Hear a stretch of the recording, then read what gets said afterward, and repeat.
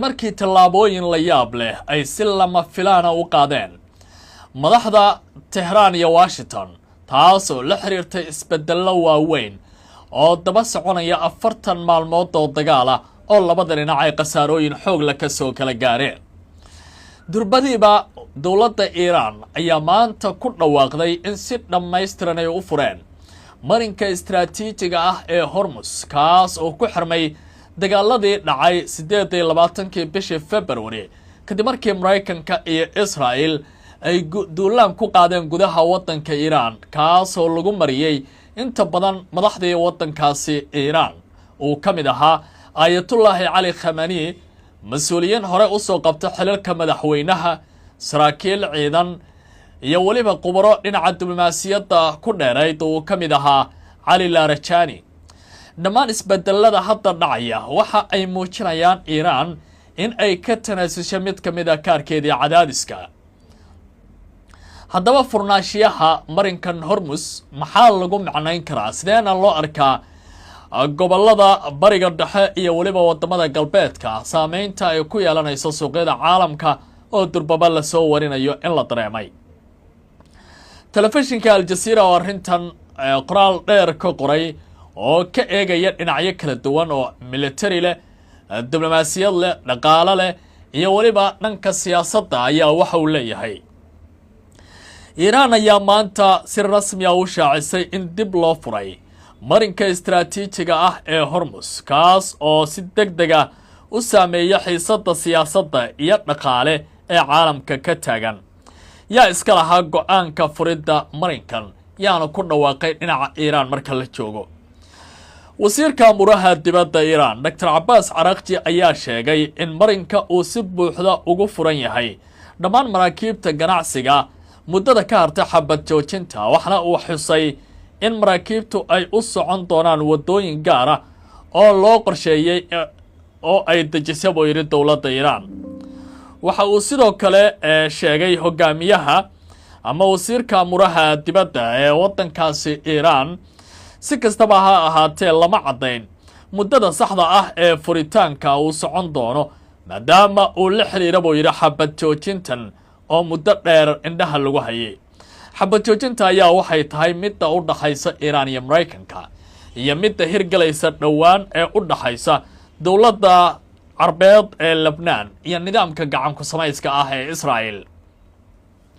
markii dowladda Iran ay arrintan ku dhawaaqeen hogaamiyaha dalka Mareykanka Donald Trump oo xaaladdu ay ku cakirayd ayaa ku jawaabay in uu soo dhaweynayo, laakiin dhinaca kale dowladda Iran ayaa waxa uu qeexay tallaabooyinkii uu ku hayay ee xayiraadda ahaa inay halkooda ka socon doonaan. Trump ayaa si diiran u soo dhaweeyay bay leedahay Al Jazeera tallaabadan isagoo sheegay in marinka uu hadda si buuxda u shaqaynayo. Trump ayaa sidoo kale sheegay in cunaqabataynta badda ee saaran Iran ay sii wadi doonto Washington, in Iran ay ogolaatay in aysan mar dambe xiri doonin marinkan istiraatiijiga iyo in miinooyinkii badda la qorsheynayo inta hartay in laga saaray in badan oo ka midana horey meesha looga bixiyaba.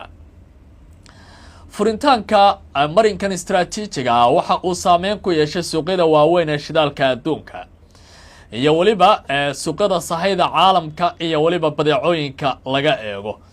qiimaha saliidda dunida ayaa hoos u dhacay wax yar kadib 10%, halka qiimaha saliidda wadanka Mareykanka suuqyadiisa la soo sheegayo WTI inay hoos u dhaceen 12%. tani waxay muujinaysaa in suuqyada caalamku ay si degdeg ah uga falcelinayaan xirnaashiyaha iyo furnaashiyaha marinkaasi istiraatiijiga ah ee Hormuz.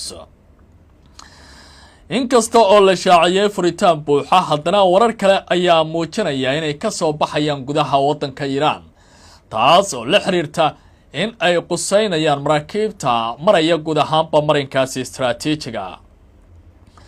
dowladda Iran waxay sheegtay in militariga wixii la xiriira aysan halkaasi mari doonin inta xiisadda dagaalkan xal dhammaystiran laga gaarin, in maraakiibta ganacsiga kaliya loo ogolaanayo, sidaas darteedna ay qaadayaan fariimo ka imanaya dhinaca dowladda Iran iyadoo la marin doono marino gaar ah maadaama goobahan minooyin dagaal la geliyay taas oo saameyn ku yeelan doonta maraakiibta dhinaca badda isticmaalaya marinkaasi istaraatiijiga.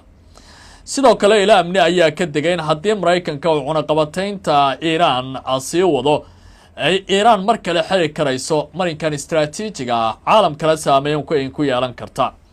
marinkan ayaa markii ay xirtay dowladda Iiraan waxaa si weyn looga dareemay suuqyada caalamka iyadoo la ogaaba falanqeeyaashu ay tilmaamayeen in marinkan uu xirnaan karo haddii waddanka Iiraan dagaal lagu qaado.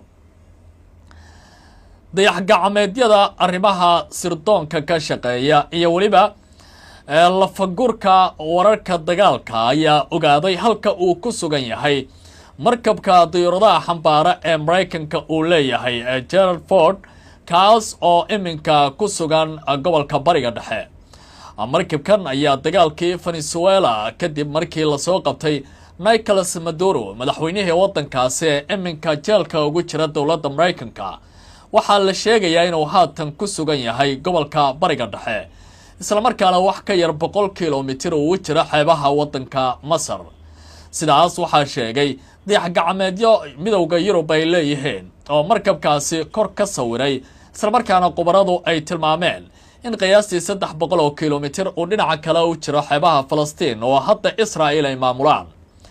tani waxay ka dhigan tahay baa la leeyahay dowladda Mareykanku wali inaanay qaadan go'aan dhammaystiran iyadoo dhinaca kalena la soo bandhigay saameynta dagaal ee markabkan uu ku lahaa dagaalkii gobolka Bariga Dhexe ee soconaya muddada 40 maalina.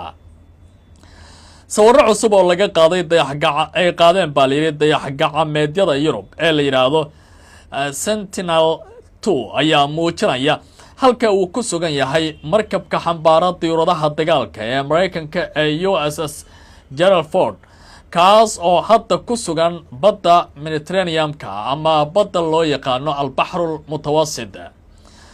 goobaha gaarka ah ee markabkan uu ku sugan yahay waxa qubrada sawirada la soo qaaday taxliiliyay ay tilmaamayaan in uu 100 kiiloomitir u jira xeebaha waddanka Masar halka dhinaca kale la tilmaamayo in wax ka yar 300 kiiloomitir uu u jira xeebaha dhulka la haysto ee Falastiiniyiinta. markabkan ayaa la sheegay in qarashaadka lagu sameeyay ay gaarayaan 12 bilyan oo dollarka Mareykanka waxna uu ka mid yahay maraakiibta ugu weyn haddii uusan baahayn kan ugu weyn ee dunida hadda shaqeeya ee badda dul saaran. waxa uu ka qayb qaatay dagaalkii lagu qaaday waddanka Venezuela iyo go'doomintii dhinaca badda ka hor inta aan la soo qaban Nicolas Maduro iyo xaaskiisa oo hadda ku xiran jeel ku yaala waddanka Mareykanka. dhinaca kale dagaaladii soconaya waddanka Iiraan ee 40 maalin socday ayaa la sheegay markabkan inuu ku lahaa saameyn weyn isla markaana si weyn looga arkay howlgalkiisa gudaha waddanka Mareykanka. dowladda Iiraan ayaa la bogaadinayaa kaalinta wax ku oolka ay ka qaadatay dagaalada ka soconaya gobolka Bariga Dhexe sidii loo dhaxdhaxaadin lahaa. waxaana iminka ay tilmaamayaan marka la eego 40 sano ee dunida ugu dambeysay in dowladda Pakistan ay u muuqanayso inay ku guuleysanayso mid ka mid ah kiisaskii ugu cuslaa ee dhinaca diblomaasiyadda ee dalal sida Iiraan iyo Mareykanka oo kala in la horkeena ka shaqeysay. maalmaha soo socda ayaa la filayaa labada dhinac inay yeeshaan kulan xasaasi ah oo looga hadlayo dhamaystirka dagaalka gobolka Bariga Dhexe iyadoo hogaamiyaha waddankaasi Maxamed Shahbaz Sharif uu booqasho ku gaala bixiyay dhowr waddan oo xiriir uu la leeyahay isla markaana kala shaqeynaya xal u helidda dagaalkan. waxaa ka mid ah qaybo ka mid ah wadamada Carabta dalka Turkiga iyo Jamhuuriyadda Shacbiga Shiinaha oo dhammaantood kaalin ku lahaa sidii labada dhinac miiska wada xaajoodka ay isugu iman lahaayeen. dhinaca kale dhaxdhaxaadnimada dowladda Pakistan ayaa lagu tilmaamay inay ahayd fariin kale oo mucjiso ah in taliyaha ciidamada waddankaasi General Qasim Munir uu ku tagay magaalada Tehran ee caasimadda waddanka Iiraan halkaasna uu kula kulmay hogaamiyaasha taladu ay ka gooday saraakiisha ciidamada ee waddanka Iiraan kuwaas oo u halabsanaya mar kale dagaalka gobolka Bariga Dhexe inay ku laabtaan. madaxweynaha waddanka Mareykanka Donald Trump oo goor dhaweyd la hadlay qaar ka mid ah oo wargeysyada ka soo baxa ee galbeedka ayaa waxa uu tilmaamay in inta badan laga heshiiyo qodobadii la isku haystay ee dagaalada ka soconaya gobolka bariga dhexe. Iiraan iyo Mareykanka waxa uu haray oo kaliya buu yiri in ay saxiixaan heshiiska haddii la isku fahmo, laakiin labada dhinac waxay sameeyeen tanaasulaad aad u ballaaran oo warbaahintu ay ogaan doonto goordhow. dowladda Iiraan ayaa laga dhaadhiciyay buu yiri in ay xadnibto ama ay hakiso horumarinta uraniumka, iyadoo uusan sheegin waqtiga rasmiga ah ee dowladda Iiraan ay arrintaasi hakinayso. Horey dalka Mareykanka ayaa u soo jeediyay in muddo 20 sannadood arrintan hakad la geliyo, halka dowladda Iiraan ay tiri intii aanu haki lahayn hoos ayaan u dhigaynaa hodminta uraniumka iyo horumarintiisaba, iyadoo wararka qaar ay tilmaamayeen in muddo 5 sannadood la isku raacay, balse qodobkaasi weli ma cadda. dhinaca kale Mareykanku waxa uu tilmaamay in laga meermeeray oo aan la isku waafaqin in si dhammaystiran loo fasaxo hantida dunida uga xayiran dowladda Iiraan ee Mareykanku uu soo rogay, iyadoo taasi uu ka mid ahaa qodobada waaweyn oo dowladda Iiraan ay horey u dalbanaysay. Trump oo wariyaasha la hadlaya wargeyska The Bloomberg waraysiga siiyay waxa uu sidoo kale ku tilmaamay weli inaanu go'aansan cidda uu u dirayo dalka Pakistan ee qalinka saxiixa qaadi doonta, iyadoo wadahadallada labada dhinac ay kala hogaaminayeen ku-xigeenka madaxweynaha waddanka Mareykanka J.D. Vance iyo weliba Mohammad Baqir Qalibaf oo ah afhayeenka baarlamanka waddanka Iiraan. inkasta oo hadda ay u muuqato sida Trump uu muujinayo xabad joojintan in ay sii socon doonto loona bedeli doono heshiis rasmi ah, haddana gobolka bariga dhexe xiisadda ka taagani waa mid aad u culus oo aan la ogeyn sida lagu gabagabayn karo colaadan. isla wararka gobolka bariga dhexe haddii aan soo eego, Trump waxa uu leeyahay furitaanka Hormuz iyo heshiiska la gaarayo macnaheedu ma aha xabad joojinta ka dhaqan gashay waddanka Lebanon in ay wax xiriira la leedahay. ciidamada nidaamka Israa'iil ayaa goor dhaweyd ku dhawaaqay in la gaaray aan la gaarsiin bay yiraahdeen wax qaraar ah oo xabad joojina oo Trump ka yimid ciidamada Israa'iil ee ku sugan jiidaha hore ee dagaalka, kuwaas oo qayb ka ahaa dagaalka ka soconaya Lebanon ee maanta uun la hirgeliya xabad joojin socon doonta muddo 10 maalmood ah, iyo weliba kan kale ee dalka Iiraan ee ku saabsan in guud ahaanba colaadda la soo afmeeri doono. inkastoo dowladda Mareykanku ay qaadanayso kaalin wax ku ool ah oo xabad joojina oo dagaalka gobolka bariga dhexe ah, haddana ma muuqato kaalinta doorka iyo weliba saameynta Israa'iil ee ku aadan dagaaladan, maadaama ay tahay saaxiib istiraatiiji ah oo dalka Mareykanku uu leeyahay. hase haatee gobolka bariga dhexe wuxuu hadda u muuqanayaa Trump inuu ka laalaabanayo dagaalkiisa, isla markaana halkaasi uu u muuqdo dowladda Iiraan in wax laga qaadi waayay. khubarada istiraatiijistayaasha ah ee falanqeynaya dagaalkan waxa ay tilmaamayaan haddii sidan lagu kala leexdo cidda guulaha ballaaran gaarta waa Iiraan oo hadda dib isugu furi doonta caalamka haddii hoos loo dhigo cunaqabataynta horey loo saaray. arrimahan waxaa sidoo kale la muujinayaa in dowladaha Ruushka iyo Shiinuhu ay ku leeyihiin kaalin weyn oo wax ku oola. akhyaarta ay nala socota tabinta caawa iyo barnaamijka qubanaha Barrow Show iyo faaqidaada wararka gobolka bariga dhexe. qaybtan intaas ayaan ku hakinayaa. waa Cabdicasiis Barrow idile. ha hilmaaminaya YouTube-keena subscribe saartaan. haddii dhinaca Facebook aad nagala socotaana ku soo biiray page-ka oo follow dhaha.